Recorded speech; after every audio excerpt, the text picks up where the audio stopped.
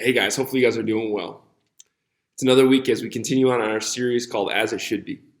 I got a question for you. I know this is true for me, and it's probably true for most of you. But has there ever been a moment, or has there ever been a time where you knew something was wrong, but you did it anyways? Like in the back of your mind, or maybe like in the front of your mind, like literally you knew, like, oh, I shouldn't do this. This is something I should not do.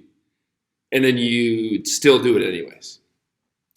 Maybe it's something not very big where your parents told you not to do something. Maybe they told you not to eat before dinner.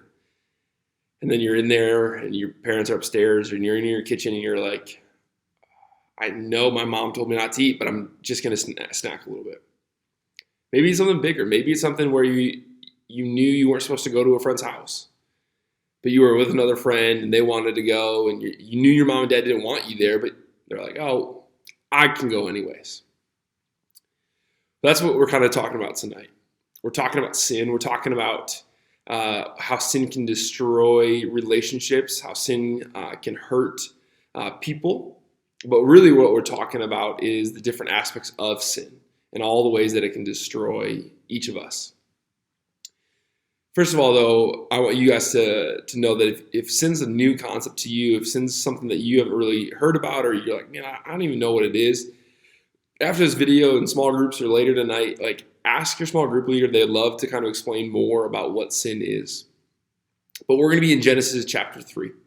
We're going to study about 6 verses tonight where we get to look at all the different ways that sin has an effect on our life. Genesis 3:14 through 15, read this.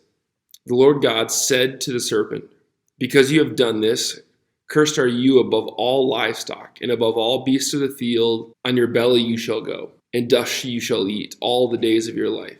I will put enemy between you and the woman, and between your offspring and her offspring. He shall bruise your head, and you shall bruise his heel.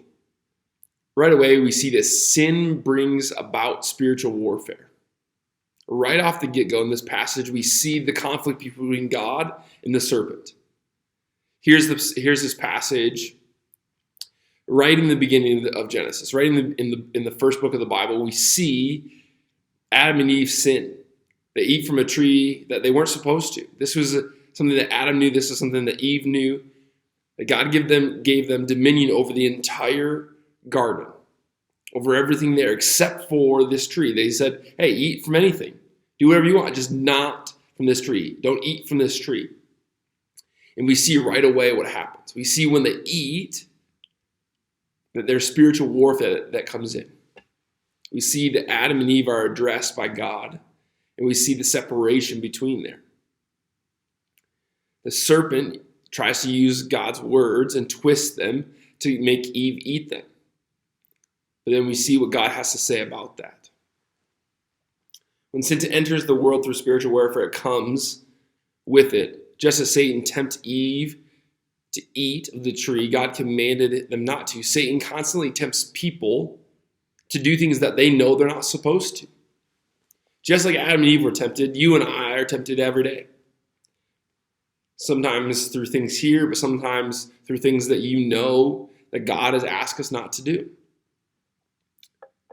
The next part to this is that we see that sin brings about pain and division.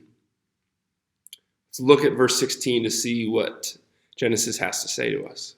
To the woman he said, I will surely multiply your pain in childbearing. In pain you shall bring forth children. Your desire shall be contrary to your husband, and he shall rule over you. We see here that God devotes his attention from the serpent to Eve. That when sin entered the world through Adam and Eve taking the fruit, that there's pain, that there's suffering, that there's division. And we see how God actually intended this, that he said, like, now that sin has entered the world, now that sin is here in this place, you guys are going to have division. There's going to be different things that you want than your spouse Adam wants. And to Adam, there's different things that you want that Eve's going to want.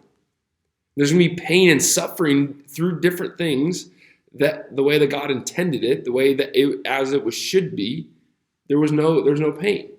There was going to be no pain. It's something that God created and that he didn't want us to suffer, or he didn't want pain introduced into it.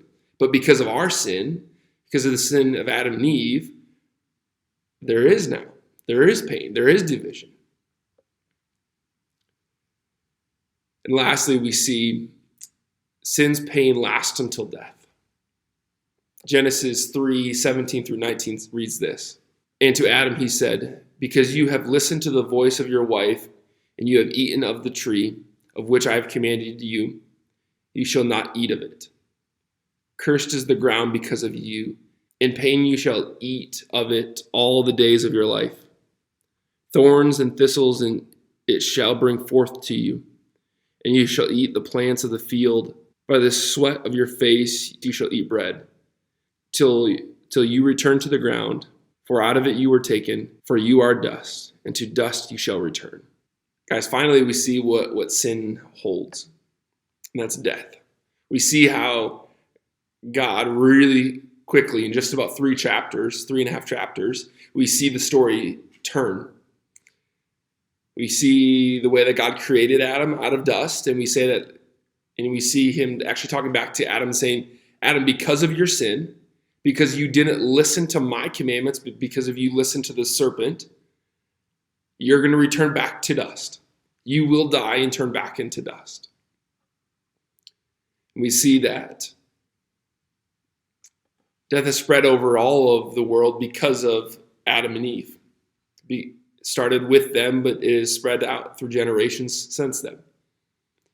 I want to share this, though, that your sin has separated you from God just in the same way that Adam and Eve's sin has separated you from God.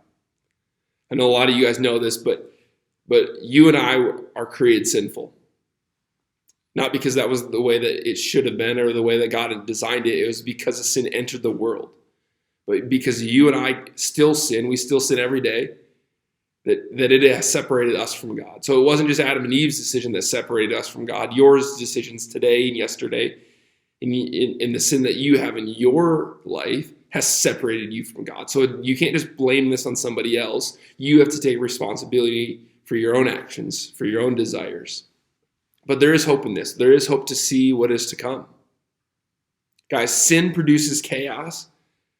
But guys, we know that God still prevails.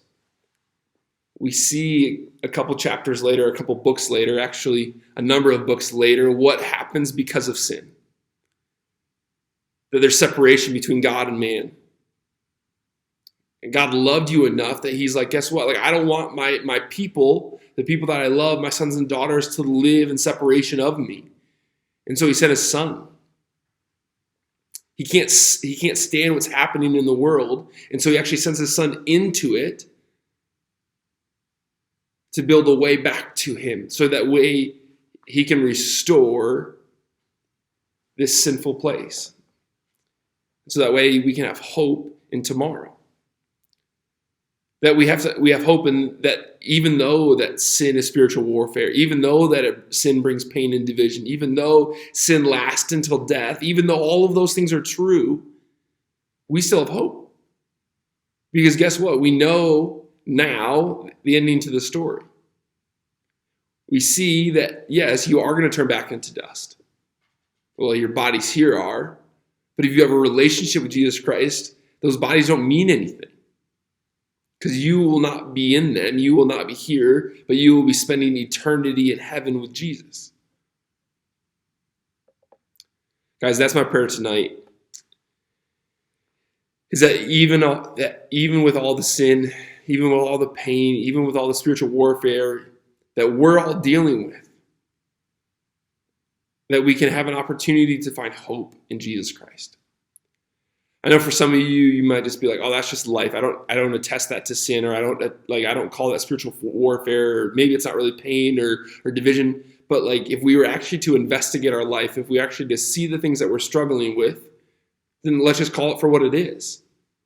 Let's call it spiritual warfare, because that's what it is. Let's call it sin, because that's what it is. Let's call it pain and division, because we see it all around us.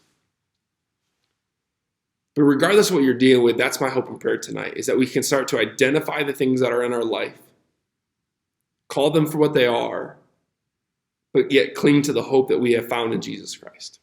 I'm excited for next week as we get to gather together for the gathering here on Sunday night from 4 to 6 o'clock. Guys, I love you. Enjoy small groups. We'll see you soon.